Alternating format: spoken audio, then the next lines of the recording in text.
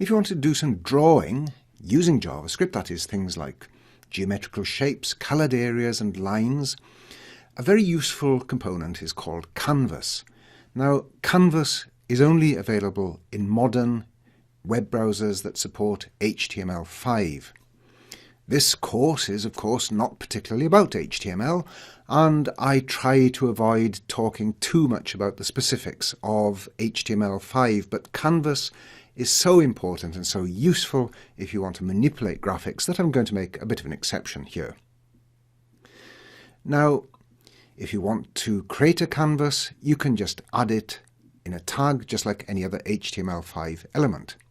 So in my example page, which is canvas.html, I've created a canvas that is 500 pixels wide and 300 pixels high. Before I can draw on the canvas, I have to gain access to something called a drawing context, or, to be technically precise, a canvas rendering context 2D object. Now, my draw method is called when the document is loaded from body on load. Let's look what happens in that method. And here it is up here. So here I can use the various drawing methods of the context, and here is where I get the context, canvas.getContext with the argument 2D. So now my ctx variable makes various methods available to me. So for example, fill style. The fill style method takes arguments to set a fill color. The colors available follow the CSS, that's cascading style sheet color specifications, and you can find plenty of information online. For example, you can look here once again on the developer section of Mozilla, and here I'm on the page that shows the summary of the CSS colors, and you can see various numbers and in some cases some more descriptive identifiers, keywords that can be used to create a variety of different colors.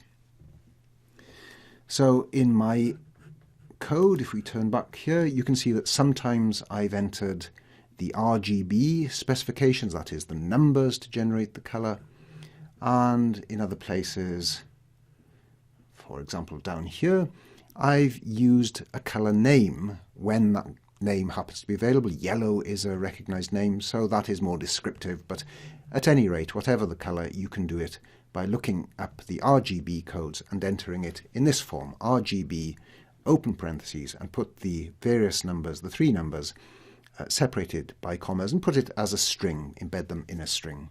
And you can also draw lines or outlines around shapes by defining the stroke colors and thicknesses like this. And once you've defined those attributes, shapes can then be drawn by calling methods such as fillRect to draw rectangles and arc to draw curves or circles. And in my sample code you'll find a number of examples of shapes being filled and drawn. And as I've said, this draw function is called when the document loads, so if I run this, we see the results. And that's what's drawn as the result of calling the draw method. And you can also animate elements on a canvas. And the secret here is to make use of the request animation frame function or something similar. And I'll explain why I say or something similar shortly. But essentially, if you look down here, I've used something called request anim frame, and again I'll explain what that is, but that fulfills the function of request animation frame. And this treats your animation as a series of frames, like the frames in a film, and it asks the browser to repaint, that is to refresh, the display for each successive frame.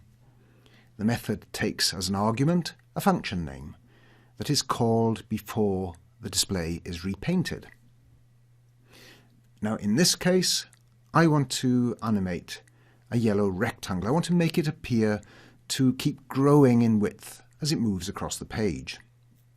So I call the current function Animate.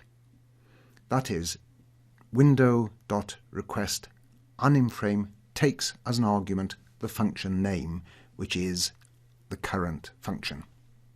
So that means it will keep on calling itself to continue the animation. But there's a problem. And now I come back to what I was saying a moment ago when I mentioned that I use the function called requestAnimationFrame or something similar. Well, it turns out that not all browsers use this particular method. Internet Explorer 10 and Chrome do use it.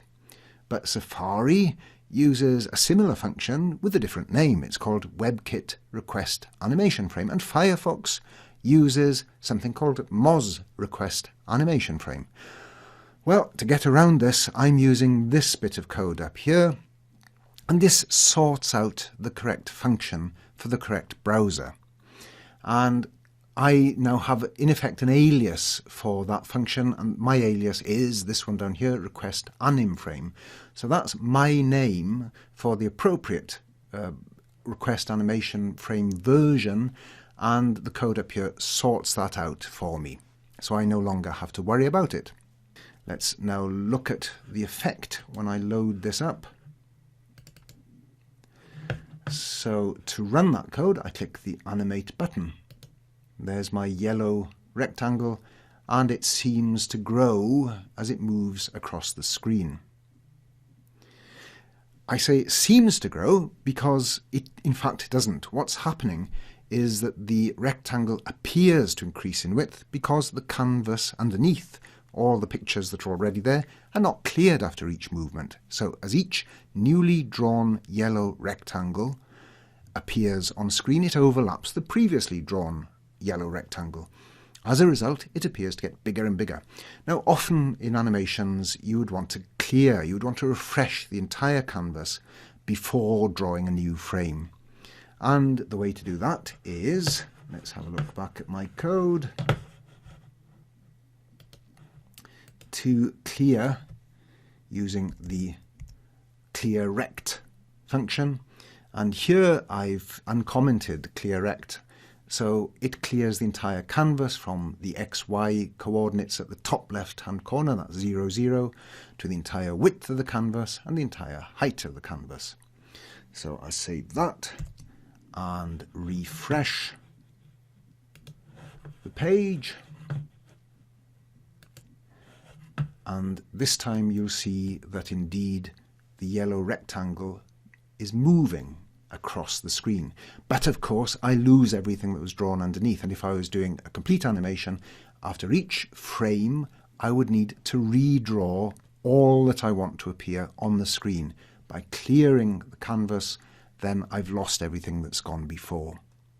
So that's a very simple introduction to some of the drawing features that are available with an HTML5 browser making use of the canvas.